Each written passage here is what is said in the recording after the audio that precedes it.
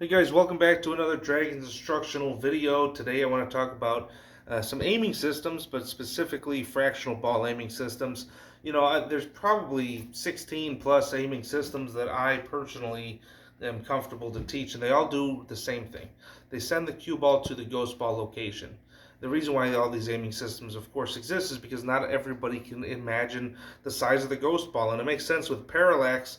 When that object ball is further away than the cue ball is, the object ball looks smaller, and now you're trying to adjust for perspective, and we won't even get into all that stuff. But basically, any type of aiming system that you ever hear of, they're basically trying to sell the same sort of idea. This is going to magically help you align the cue ball to trade places with the ghost ball. And so there are a lot of different aiming systems. Some of them utilize the edges of the balls, and some of them use the center of the balls, and some of them use degrees, and there's lots and lots of different ones. I'm not going to get into all of them. The reality is they all do the same thing. What I teach isn't even an aiming system. I actually teach an aiming verification system, and it's an aiming system that you could use, but in my opinion, an aiming system is something that says, I know what this shot is, I'm going to come into the shot this way. Well, everybody that's watching this video is currently using the same aiming system. If you're not using a different aiming system, if you haven't been trained on one of the aiming systems, what you're using is the same thing that I use, 5. 5 stands for feel, intuition, visualization, and experience. And I recommend you continue to do so. So let's not change any of that stuff. What I'm about to show you is a way of verifying that your 5 is correct. So you're going to come into the shot like you always have, and you're just going to look and say, does this match up with something I just learned? So the fractional ball aiming system is the foundation. It's the basis for a lot of other aiming systems. Actually, it's kind of created as the mother aiming system aside from the ghost ball. And so I'm going to kind of walk you through it briefly. We're not going to dive too deep into fractional ball aiming today. I want to try and give you the introduction to fractional ball aiming, because with this, then the next couple of videos that I'm going to share with you on speed control and some other stuff that are going to talk about fractional ball aiming are going to make a little bit more sense. So let's take a walk over here to the table for a moment. Okay, what we have here is 5 individual shots. And the first thing that we're going to take a look at here is this 1 ball. The 1 ball is the cue ball, as is the 2, 3, 4, 5. We're going to get over there in a second, but for right now, the 1 ball is the cue ball, the 8 ball is the ghost ball, and the 9 is the object ball. So if we were trying to put the 1 into the 9 and put it in the pocket, what we have here is something called all the balls are on the line of centers. The line of centers is described as the center of the object ball, the center of the ghost ball, and the pocket, the center of the pocket. That's the line of centers. If the cue ball is also on that same line, as it is here, what we have is a full shot, a 0-degree cut angle. And everything else that we're going to talk about is going to be based in relation to the line of centers. So that's one way that we can look at it. I also want you to look at the eclipse. If I get down right here behind those shots, hey, guess what? I can't see my object ball anymore. It's a full eclipse. That's very, very important. Let's move over here to the 2. Now the 2 has a 15-degree cut angle. And some people can see what 15 degrees looks like, and some can't. That's okay. When we get down, we look at the ghost ball, and we cover the ghost ball with the object ball. What can we see? We can see 1/4 of the 9 ball hanging out there. See that eclipse? So 3/4 of the ball is covered, 1/4 ball is exposed. That makes it a 3/4 ball hit or 15-degree cut. Let's take a look here at the 3. And as we can see here, we have half of the ball. Sorry, the focus is going a little funny as I'm moving around, so I'm going to try and just do it like this. We have half of the ball, which means that the center of my 3 would be pointed at the outside edge of the 9. We're going to get over that in a second, but this is a 30-degree cut. We move over here to the 4 ball, and that's a 45-degree cut, and that's a 1/4 ball eclipsed. We can see 1/4 of the 9 ball. And then last but not least, the 60-degree cut. And this will also work, by the way, for 75-degree cuts. Boy, it's just taking the paint off the edge of that ball, isn't it? It's about an eighth of a ball, give or take. So we're gonna run through this the same way again. We're just gonna remove that ghost ball because we don't need that, but you can still see that little dot where the ghost ball was. So now, let's say that we wanted to start off with our cue on that dot. That's not going to move. And what we can see here is that right over the center of that object ball, or our cue ball, the one ball, we can see that the center of our shaft is pointed at the center of the 9 ball. This is very important. There is no such thing as the right side or the left side pointed at the center of that object ball. It's just the center. This is an important consideration for fractional ball aiming. Fractional ball aiming is saying there's only 7 shots in this game that you need, 7 angles that puts all the balls in. It's not saying you can't be more precise, and it's not saying that all those 7 shots are going to go to the center of the pocket. It's just saying 7 angles is enough to put all the balls in the pocket. And so far, I've never found a shot that it wasn't. When we come over here, and we see that the Q-tip position hasn't changed, it's at the middle of the ghost ball. Now we can see that our center of our tip is pointed 1/4 ball over. Last time we were pointed right at the middle. So we'd be pointed right here if it was a full shot, a 0-degree cut angle. But now, through the center of our cue ball, we're pointed 1/4 ball over. So it's not at the edge, it's not at the center, it's immediately in between those two. Over here at the half ball mark, what we'll be able to see with the right perspective is that the center of the tip is pointed at the outside edge of that 9 ball. It's not the left edge of the shaft or the right, it is the center. That's a 30-degree cut shot, half ball. Over here at a 1/4 ball shot, now what we can see is that the center of our cue ball, our center of our tip, is pointed 1/4 ball outside of that 9 ball. So you can imagine that by taking a little slice of that 9 that's a 1/4 ball, cut that 9 ball in half in your mind, cut that half in half again, and just slide that over to the right, and that'll give you your aiming point.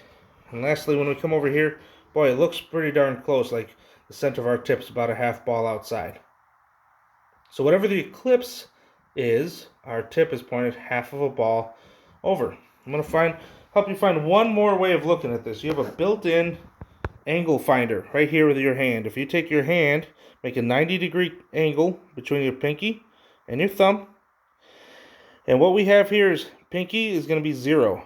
Ring fingers 30, 45, 60. So everything goes by 15 degrees, but 15 is missing. That's in between the ring and pinky fingers.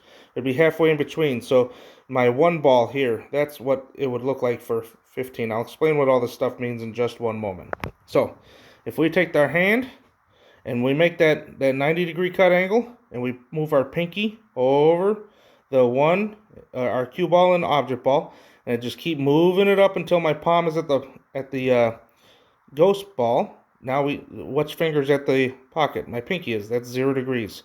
We're gonna skip that 2 just for a second so you can see what I'm talking about. Remember that ring finger. Ring finger says 30 degrees. So I'm gonna take that pinky. I'm gonna slide it straight up until my ghost ball. And which finger is pointed at that pocket? Sure enough, there's my ring finger. That 4 ball, 45 degrees. You just take a look at my hand, you can see which one 45 degrees looks like. So if I bring this guy up just the same way that we were, make sure our perspective is correct. Hey, bam, there it is. Over here at the 5 ball, that's our 60 degree.